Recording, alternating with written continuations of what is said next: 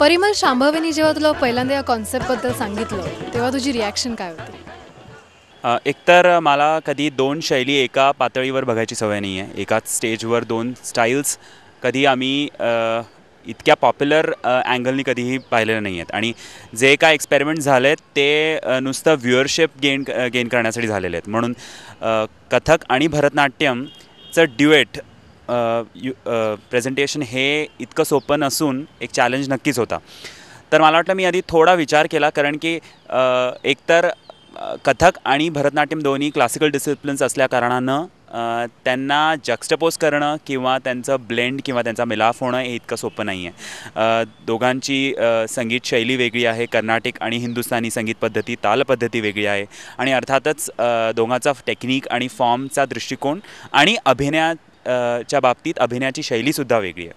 तर थोडा विचार केल्यानंतर मला वाटलं का नाही, मला वाटतं आज आपण एका वेगळ्याच कॉस्मोपॉलिटन आणि ग्लोबल युगात राहतो, जिथे प्रत्येक क्षेत्रात तुम्ही असली देवाणघेवाण बघता. तर नृत्यात ही देवाणघेवाण का नसायला पाहिजे? थिएटरमध्ये चालू आहे, फिल्म्समध्ये चालू आहे. तर मी हो म्हणालो आणि मग आमची थिंकिंग प्रोसेस सुरुवात झाली, कारण की आम्हाला पूर्णपणे विचार करायचा होता की मूलतः दोघांच्याही फॉर्मला कुठल्याही प्रकारचा मेजर चेंज न घडवता सुद्धा एक सीमलेस फ्युजन असं व्हायला पाहिजे होतं. मग प्रॅक्टिस करताना तुला काय अडचणी आल्या किंवा काही किस्से प्रॅक्टिस करताना? प्रॅक्टिस करताना सर्वात पहिली गोष्ट म्हणजे कथकमध्ये सम देण्याची एक स्पॉन्टेनियस रिॲक्शन असते. एकदा सम दिली की लगेच वाह समोरून मिळते. आणि भरतनाट्यमध्ये आम्ही सम कधी देत नाही, आमची सम खाली जाते. तर हे सर्वात मला वाटतं नॉर्थ पोल आणि साऊथ पोलसारखे होते. सो पहिल्यांदा मला ओरिएंट करावं लागलं की प्रत्येक वेळेला शांभवीताईच्या समेला आह मिळणार आणि आपली सम नेहमी खाली असून ती तितकीच स्ट्रॉंग करायला पाहिजे.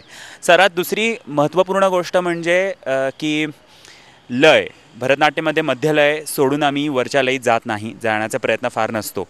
कथकमध्ये अर्थातच तिप्पट, चौपट, पाचपट इतक्या लयीतसुद्धा जातात.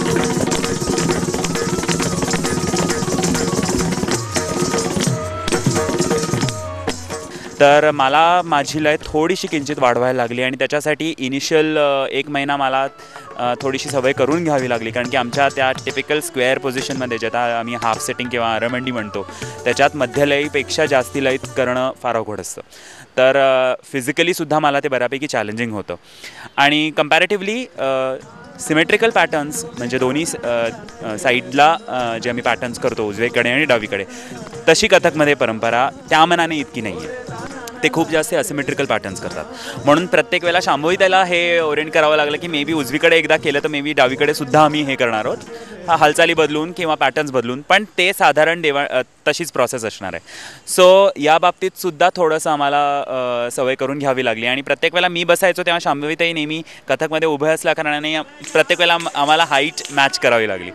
तर व्हिज्युअली आम्हाला विचार करावाच लागला, पण त्याहून अधिक जास्ती सांगीतिक विचार आणि कॉन्टेंटबाबत, कारण की हे काय मेल मेल किंवा फिमेल फिमेल असं ड्युएट नसून हे मेल फिमेल ड्युएट असल्या कारणानं त्याचा कॉन्टेंटचा विचार खूप जास्ती करावा लागला. शांभवीताई ॲज अ को डान्सर कशी आहे? शांभवीताई खूप फोरसाइटेड आहे. फोरसाइटेड म्हणजे दूरदृष्टी तिला खूप व्यवस्थित आहे की एखादा पीस जेव्हा मी व्हिज्युलाइज करत असतो त्यावेळेला ऑडियन्सची रिॲक्शन काय असते. तो सर्वात मोठा मुद्दा मला तिच्याकडून शिकायला मिळाला की एखादा पीस जेव्हा तुम्ही व्हिज्युलाइज करता तेव्हा आर्ट फॉर आर्ट, कलेसाठी कला फक्त नसून प्रत्येक जनमानसासाठी कला, असाही विचार आणि असाही दृष्टिकोन असायला पाहिजे. मला वाटतं नृत्यसंगमच्या बाबतीत हा सर्वात मोठा USP किंवा फॉर्टे म्हणेन. पण आम्ही काय करत होतो, हस्त किंवा आम्ही काय भाव दाखवण्याचा प्रयत्न करत होतो की नवरसां निगडीत किंवा नायक नायिका निगडीत, ते खूप सहज पोचले. एरवी कसं होतं, कुठल्याही एकल नृत्य शैली बाबतीत कसं होतं की आपण इमॅजिन करतो, जसं थिएटरमध्ये एक्सपेरिमेंट करतो की हा इथं व्यक्ती आहे आणि आपण आपल्या रिॲक्शन्स आणि आपल्या पूर्ण अंगिक हालचाली आणि मुखजमधून हे एस्टॅब्लिश करतो की दुसरं कॅरेक्टर पण तिथं आहे. पण या केसमध्ये तसं करावं लागलं नाही. म्हणून जे काय घडत होतं it was happening for now and for then. तर मला वाटतं त्याच्यात सर्वात उत्तम रिॲक्शन मिळाली ही अमेरिकेत डॉक्टर माधवी रेड्डीची. आणि ती म्हणाली की Shambhavi, when I saw your dance you won our hearts and when I saw Parimal's dance he broke our hearts. So मला वाटतं ही उत्स्फूर्त आणि एकदम सर्वात अफलातून दाद आहे जी आम्हाला पूर्णपणे लक्षात राहते.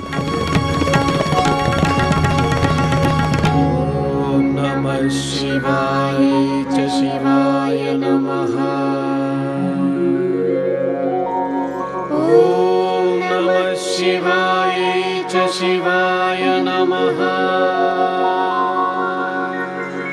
ॐ नमः शिवाय च शिवाय नमः